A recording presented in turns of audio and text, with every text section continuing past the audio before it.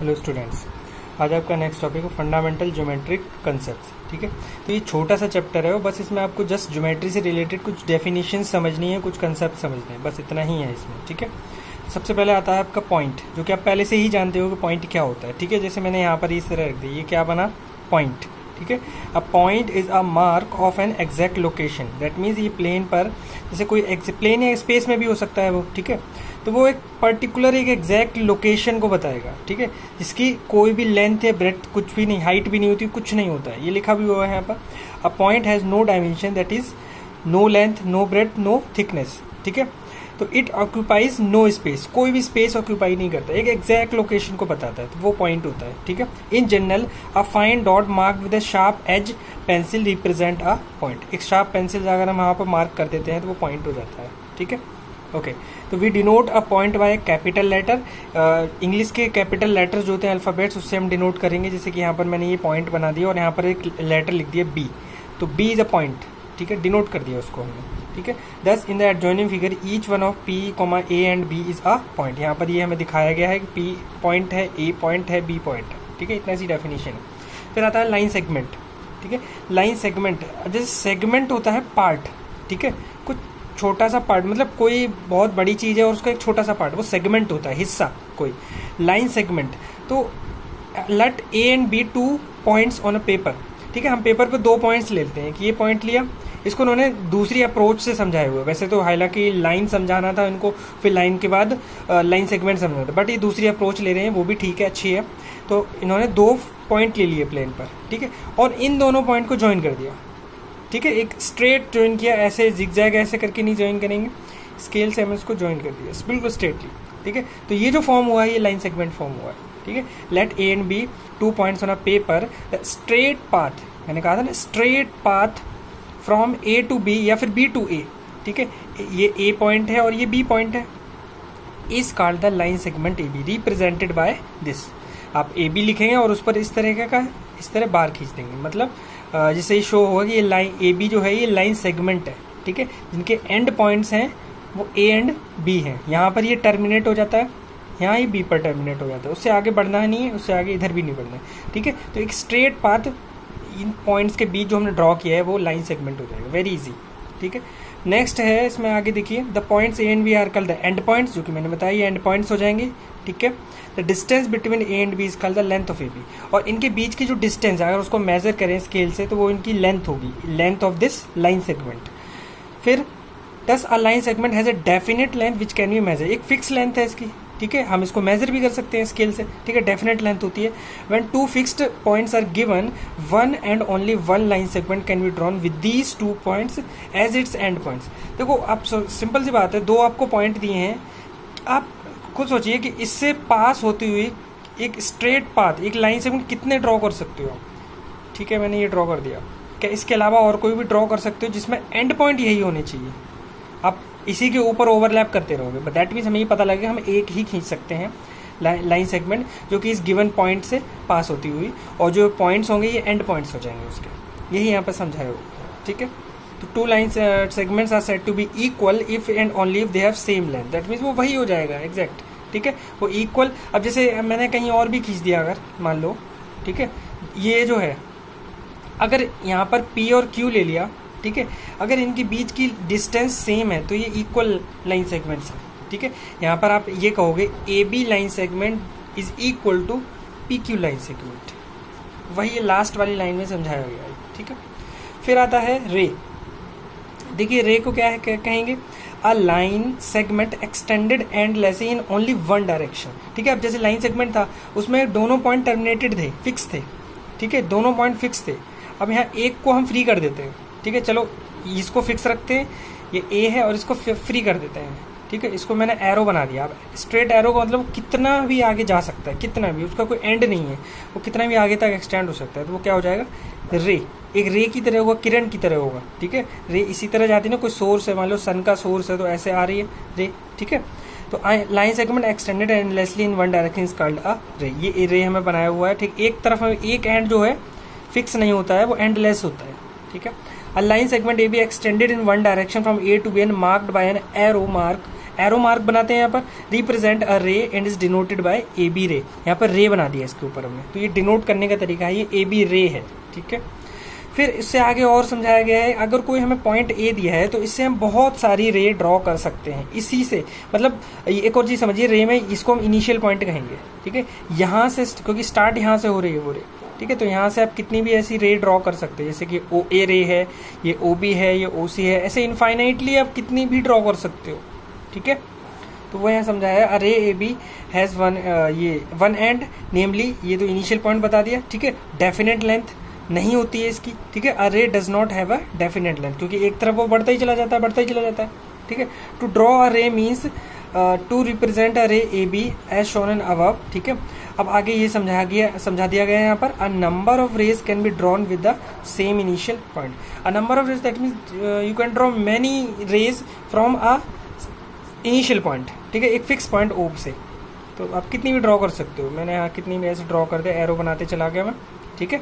तो ये आप कितनी भी ड्रॉ कर सकते हो। तो ray A B and ray B A are different as both have different initial point. अब इसको लिखने का तरीका जो होता है ये मैटर करता है, ठीक है।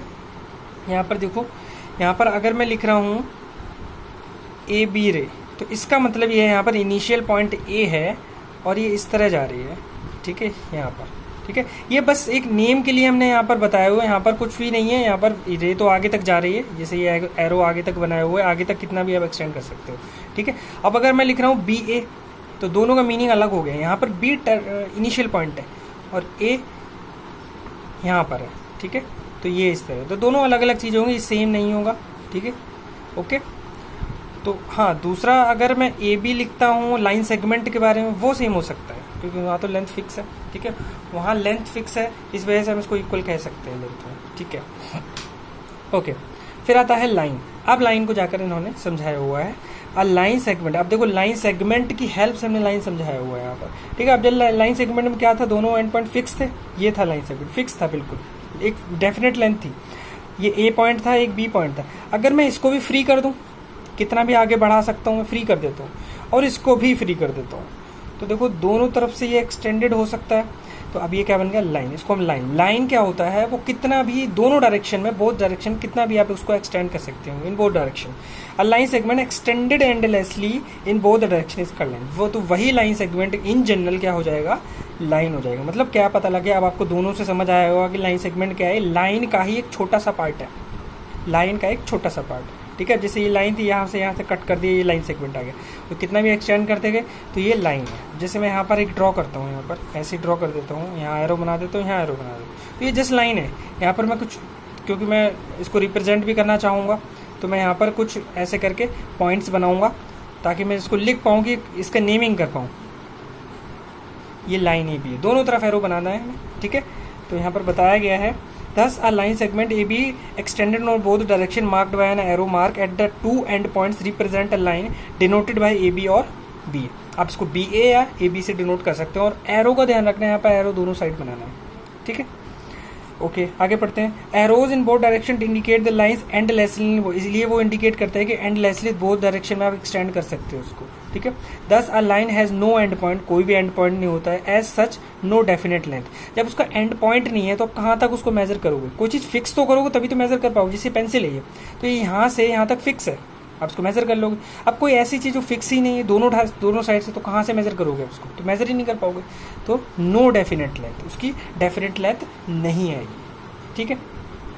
Since the line is endless it can not be drawn on a paper, we can simply represent a line as shown in figure. यहाँ पर इस तरह दिखाया गया है, ठीक है। जैसे मैंने अभी एक तरीका बताया था कि यहाँ पर मैंने एक पॉइंट ले लिया, यहाँ पर एक पॉइंट ले लिया, और इस तरह मैंने दिखाया, तो ये भी एक तरीका है।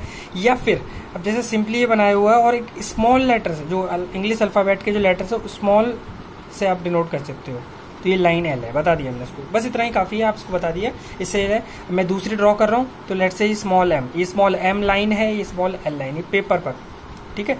अब पेपर तो फाइनाइट हो जाता है, जैसे यहाँ पर उन्होंने बताया हुआ है, तो लाइन तो कितनी भी आगे बढ़ा सकते हैं, जैसे पेपर से भी बाहर जाएगी वो, और कहाँ तक जाएगी वो भी पता नहीं है, ठीक है। तो वो यहाँ पर यही लाइन लिखी हुई है, it can not be drawn on a paper completely, ठीक है ना। आप उसको दिखा सकते हो कि ये उसी का है, इस तरह आगे बढ़ जाए, एरो बता देते हैं, तो इसलिए इससे ये पता लग जाता है कि आगे तक जाएगा ये, ठीक है, तो इधर भी आगे तक जाएगा, बस इतनी बात समझनी है आपको। Sometimes the line is represented by small letter, ये मैंने बता दिया, एल एम एन एटसेट्रा, ठीक है। आगे देखिए, इन the adjoining figure L is a line, okay. फिर आता है प्लेन। अब लाइन समझ लिया, पॉइंट समझ लिया हमने, रे समझ लिया, ठीक है, लाइन सेगमेंट समझ लिया। तो अब प्लेन देखते हैं क्या है। We come across a lot of, देखो पहले एग्जांपल से समझाया गया है, यहाँ पर बहुत सारे एग्जांपल्स लिए हैं जिससे आपको क्लियर हो कि प्लेन हम किसको कहेंगे और डिफाइन फिर कैसे करेंगे। We come across a lot of flat surfaces in our daily everyday life. Flat surfaces, flat का मतलब जो इस तरह ना हो, फ्लैट हो, जैसे ये पेपर है, फ्लैट है अभी, ठीक है। मैं यहाँ पर ये जो ले रहा हूँ, क्लिप बोर्ड ले रहा हूँ, ये फ्लैट है, बिल्कुल कंप्लीटली फ्लैट है इस तरह, ठीक है। तो ये फ्लैट सरफेसेस हैं सब। The top of a table, the surface of a wall, wall दीवार की बात करें, सरफेस ऑफ अ पेपर, ठीक है, the face of a black board are all flat surfaces, ठीक है। अब बॉल की सरफेस देखोगे तो वो इस तरह कर्व्ड होगी, ठीक है। बॉल की सरफेस देखेंगे वो कर्व्ड लेंगे हम। अब जैसे यहाँ पर मैं इसका एग्जांपल लेता हूँ, मेरे पास एक सेल है, ठीक है। अब ये देखो, इसकी सरफेस को देखो, इसकी सरफेस फ्लैट नहीं है, ठीक है, तो इसको हम नहीं कहेंगे, इस कैटेगरी में नहीं लाएंगे, ठीक है। तो in mathematics a smooth flat surface, smooth का भी यहाँ पर मीनिंग है, तो क्यों है वो मैं बताऊंगा अभी। Smooth flat surface which extends endlessly in all the direction is called plane, उसको हम प्लेन कहेंगे, ठीक है। तो ये जो बुक का पेज दिया हुआ है, ये भी एक सरफेस है, फ्लैट सरफेस, और ये प्लेन का ही एक पार्ट है। तो मैं प्लेन का एक पार्ट क्यों बोल रहा हूँ, क्योंकि ये जो है फिक्स्ड है, एक कटा हुआ पार्ट समझ के चलिए, ये फिक्स एंडलेसली, क्योंकि यहाँ एंडलेसली बात कही गई है, ठीक है। प्लेन फ्लैट सरफेस होगी और बिल्कुल स्मूथ होनी चाहिए, और वो एंडलेसली कितनी भी एक्सटेंड हो सकती है किसी भी डायरेक्शन में, ठीक है। 2D, 2 डायमेंशन में, लेंथ एंड ब्रेड्थ में, इधर भी कितना भी एक्सटेंड हो सकता है, इधर भी कितना भी एक्सटेंड हो सकता है, इधर भी कितना भी एक्सटेंड हो सकता है, और इधर भी एक्सटेंड हो सकता है, ठीक है।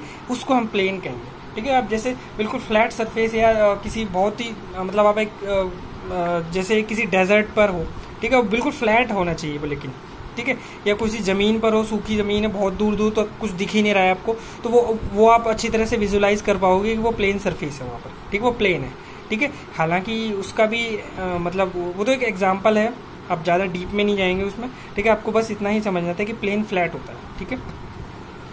स्मूथ का मतलब यहाँ पर ये है कि अगर जैसे मैंने एक सरफेस तो ले लिया, ठीक है, चलो मैंने एक सरफेस लिया, कहीं ऐसी जगह पर गए जहाँ पर सरफेस है, फ्लैट है, बट वहाँ पर चलो यहाँ पर जाके गड्ढा है, यहाँ पर ऊंचा है, जैसे पहाड़ी है, नीचा है, तो वो स्मूथ नहीं हुआ, ठीक है, तो वो नहीं लेना है, ठीक है ना। तो हम प्लेन जो है ना वहाँ पर स्मूथ होना चाहिए, ठीक है, ऐसा नहीं कि कहीं गड्ढा हो और कहीं पहाड़ी हो, तो वो नहीं होना चाहिए। तो ये मैंने ऐसे करके आपको समझाया हुआ है कि प्लेन क्या है। ये सब क्या है, जैसे टेबल की सरफेस है, ये से आप अच्छे से विजुलाइज कर पाओगे, सब प्लेन है, ठीक है।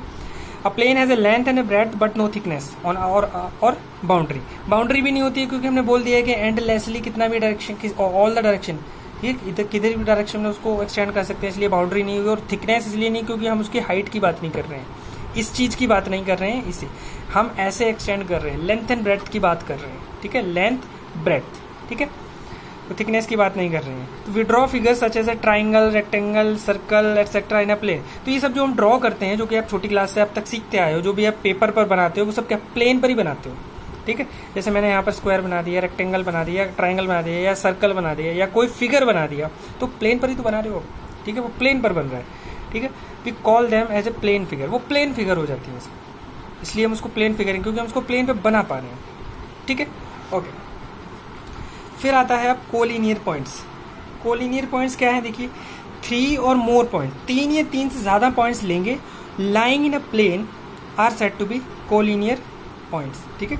3 या 3 से ज्यादा points lying in a plane are said to be collinear if all lie in a same line. मतलब प्लेन पर 3 पॉइंट्स लिए, लेकिन वो इस तरह हैं कि जैसे ये एक पॉइंट ले लिए, कि ये पॉइंट ले लिए, कि ये पॉइंट, हम एक स्ट्रेट लाइन ड्रॉ कर पा रहे हैं अगर उन तीनों पॉइंट से पास होते हुए, तो these 3 points are collinear. Collinear का मतलब, लीनियर का मतलब एक ही लाइन में है, को मतलब एक साथ हैं, लाइन कर रहे हैं, एक सीध में है। अब इसको सिंपल लैंग्वेज में समझ सकते हो, एक ही सीध में है, ठीक है। अगर मैं ऐसे पॉइंट लेता हूँ, ठीक है, ये ए है, ये बी है, और एक ये सी है, क्या हम कोई ऐसी स्ट्रेट लाइन ड्रॉ कर सकते हैं जो इन तीनों से पास होती है जाए? अब मुझे इसको जाने के लिए मुझे बैंड होना पड़ेगा। जब बैंड हो गए तो क्या ये लाइन रही? नहीं, ये लाइन ही नहीं रही, तो हट जाओ, नहीं है। तो these 3 points are not collinear.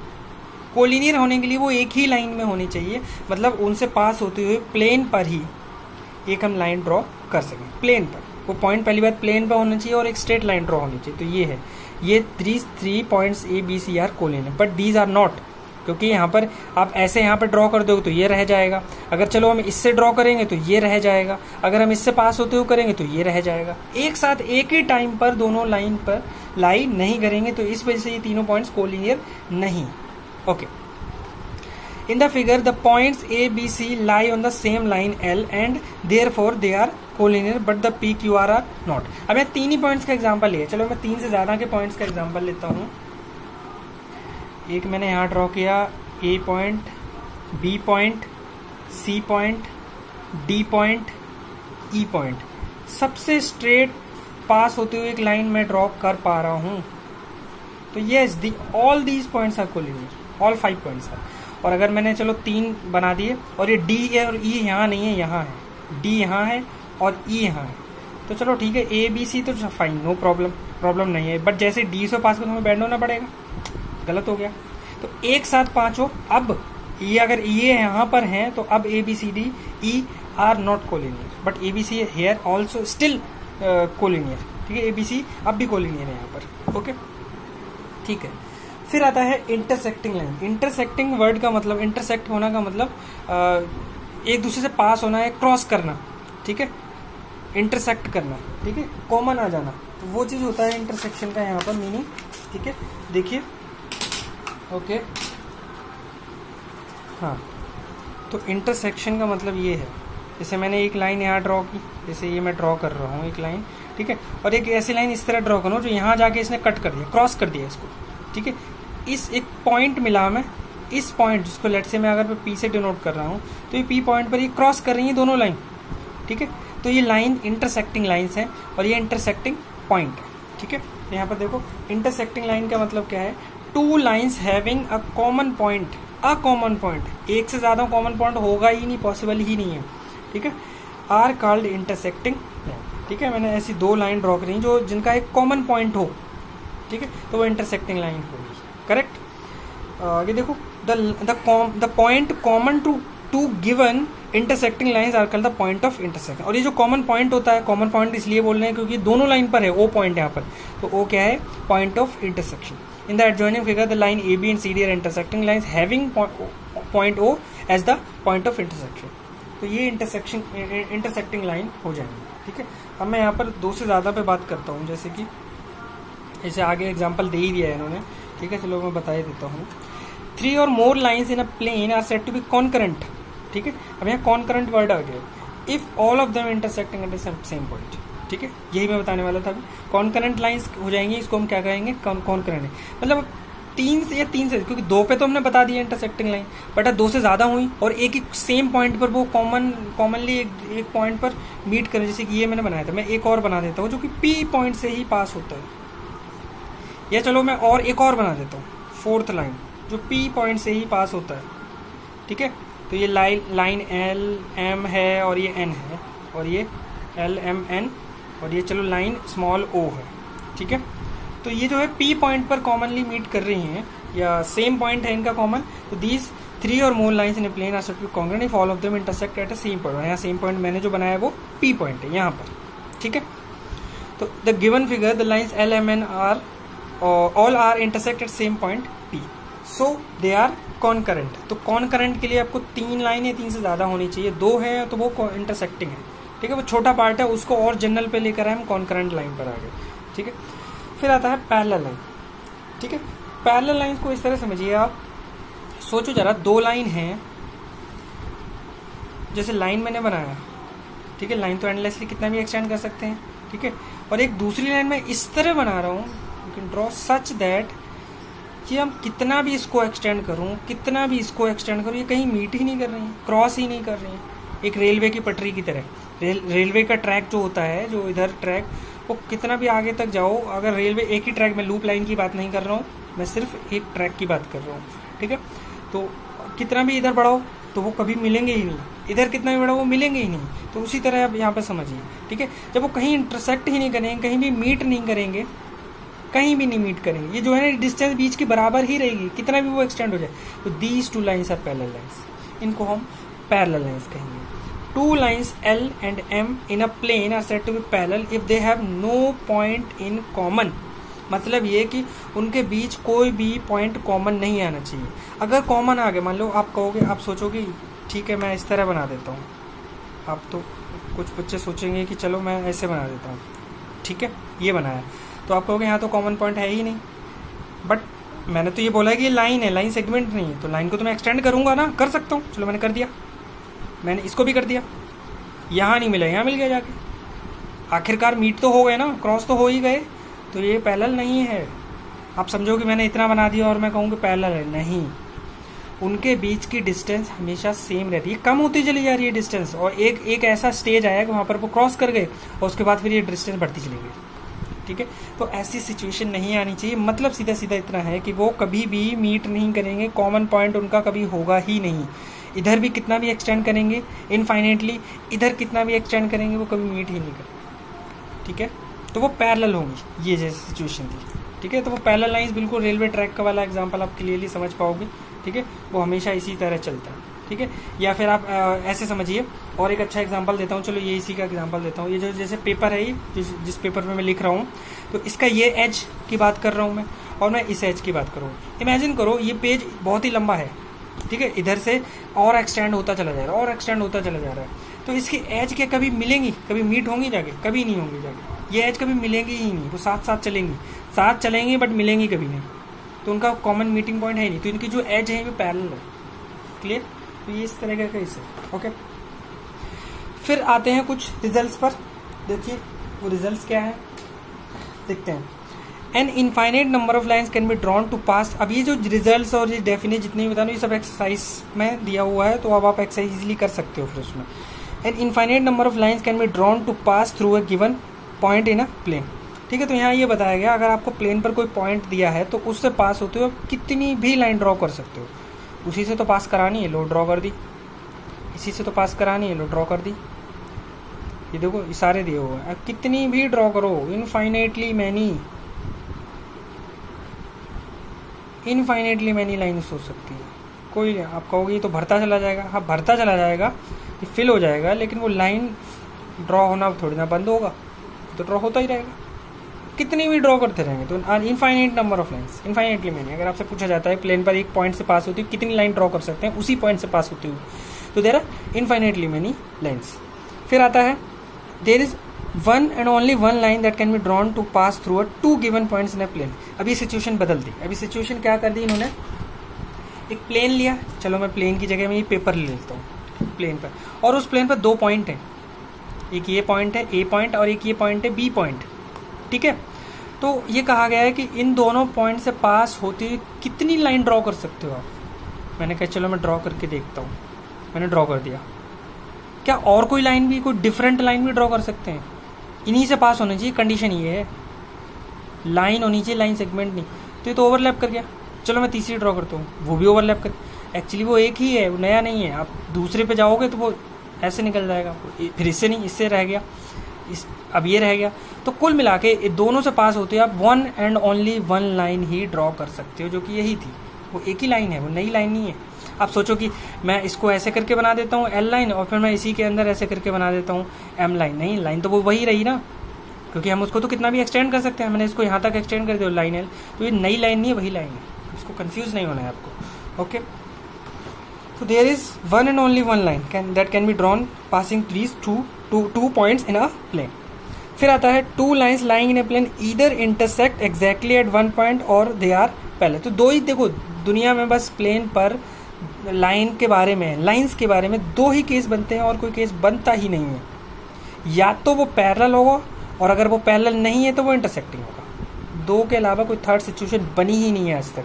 मतलब ये कि वही जो अभी मैं समझा रहा था कि या चलो दो लाइन मैंने प्लेन पर ड्रॉ कर दी, तो या तो वो पैरेलल होंगी तो वो कभी मीट ही नहीं करेंगी। दैट मीन्स आप कितना भी इधर एक्सटेंड करो, इधर दोनों लाइन को कितना भी एक्सटेंड करो, वो कभी मीट नहीं करेंगी, क्रॉस नहीं करेंगी कॉमन पॉइंट पे, इंटरसेक्ट नहीं करेंगी। इधर आप एक्सटेंड करो नहीं करेंगे, तो क्योंकि वो पैरेलल है।